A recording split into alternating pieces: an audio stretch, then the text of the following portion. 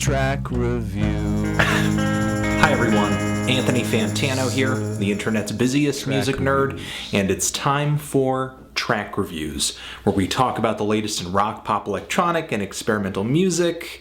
And in this review, we're going to be talking about the new Tyler, the Creator single, Domo 23. Tyler has now started his next album cycle with a brand new single for a new LP, Wolf, that he should be dropping just at the start of April. It's kind of interesting that there's less breathing room between this new single and album than his previous lead single and album. And on top of that, Tyler has talked about releasing this new LP, Wolf, for a long time. A lot of people actually assume that Wolf would drop shortly after Goblin came out. It's been a while since Tyler's last album release, but it's not like there's been any shortage of Odd Future related projects since then. The Internet had an album, Mellow Hype had an album, and a re-release. Of course, Frank Ocean dropped his huge album. On top of that, we had the OF tape. Earl had a new single. I'm actually surprised that Tyler is dropping his new album before Earl is able to drop his. Of course, we have Loiter Squad and the numerous music videos that these guys have dropped collectively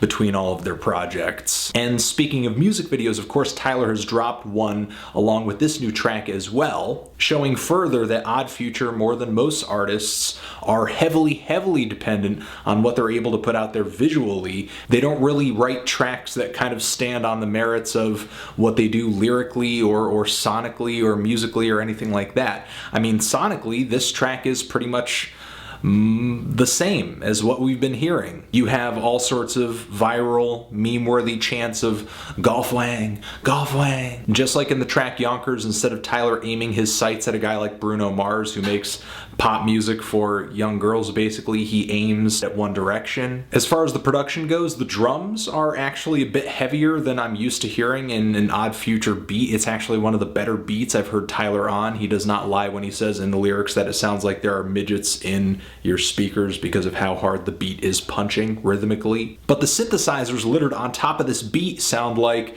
just generic, average, everyday synthesizers that sound like they come as presets in just about every digital audio workstation out there on the internet. And the rhythmic pattern that's being played by the highest of the synths on this track has a rhythmic pattern that is really similar to that of Rella. I mean, this track in general pretty much has the same groove as Rella, and Tyler on this track has pretty much the same flow as the one he used on Rella. In a lot of ways, this track is just a recycled Rella from the last Odd Future tape. Except Rella was actually kind of funny and fast-paced. It was a show of that very rare spark that you get when several Odd Future members come on a track and it just doesn't feel like boring wankery. It actually comes together as being pretty hilarious and just sort of weird and zany. Most of the lyrics on this track pretty much consist of information that just about anybody could read on his Wikipedia page. There's a reference to the roach he ate in the Yonkers video and how he got rich because of that. There's a shout out to Clancy, of course, Odd Future's manager, as well as a myriad of other Odd Future members. He references how he got his start with Bastard.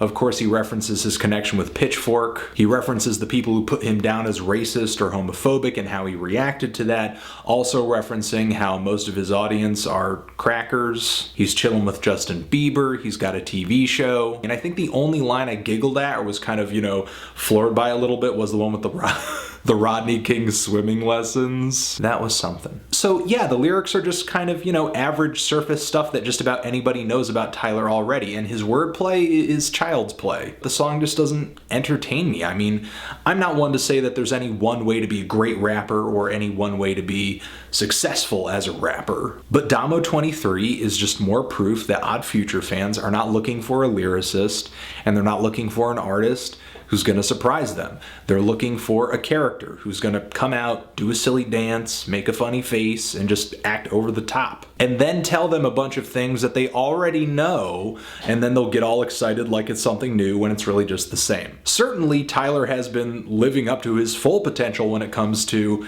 just gathering the attention of the media, as well as coming together with some really cool videos and just interesting aesthetics. I mean, Odd Future definitely has a personality. They They have a style. And Tyler is just kind of, riding this wave. He's having fun. He's making money.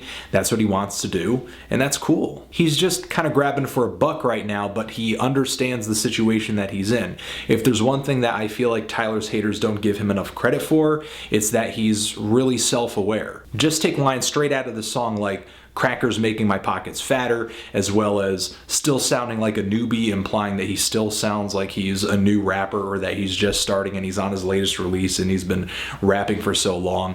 Tyler could drop hundreds of lines like this and the fans would still not get it. There are moments in Tyler's songs where I feel like he challenges his listeners. He challenges his fans.